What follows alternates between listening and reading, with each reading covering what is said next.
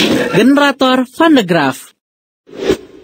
Generator listrik statis biasanya hanya ditemukan di museum atau gedung pertunjukan iptek. Generator listrik statis yang terkenal adalah generator Van de Graaff.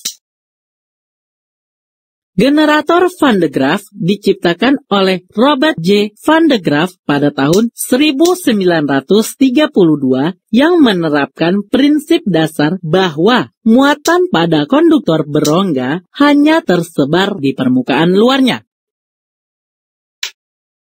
Generator Van de Graaff terdiri dari dua ujung lancip yang terdapat di atas dan di bawah. Sebuah silinder logam berputar yang terdapat di bagian bawah, sedangkan sebuah silinder politen yang terdapat di bagian atas. Sabuk karet yang menghubungkan kedua silinder dan sebuah kubah. Generator Van de Graaff menghasilkan listrik statis besar dengan metode gesekan. Cara kerja generator Van de Graaff adalah sebagai berikut. Gesekan antara silinder logam bagian bawah dengan sabuk karet menimbulkan muatan listrik negatif pada sabuk karet. Sebaliknya, gesekan antara silinder politen bagian atas dengan sabuk karet menimbulkan muatan listrik positif pada sabuk karet. Ini berarti gerakan sabuk karet ke atas selalu membawa muatan listrik negatif, dan gerakan sabuk karet ke bawah selalu membawa muatan listrik positif. Muatan listrik negatif sabuk karet atas mengalir melalui ujung lancip atas bola logam berongga. Muatan-muatan listrik ini menempati permukaan luar bola atau kubah, dan di dalam bola tidak ada muatan listrik. Karena sabuk karet terus bergerak, muatan listrik negatif pada kubah terus bertambah, sehingga muatan listrik yang dihasilkan pada kubah sangat besar. Silinder logam bawah dijalankan oleh sebuah motor listrik sehingga muatan listrik terus-menerus diberikan ke kubah.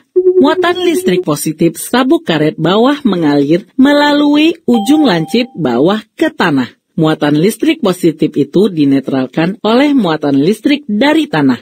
Berikut ada dua demonstrasi sederhana bagaimana menggunakan generator Van de Graaff.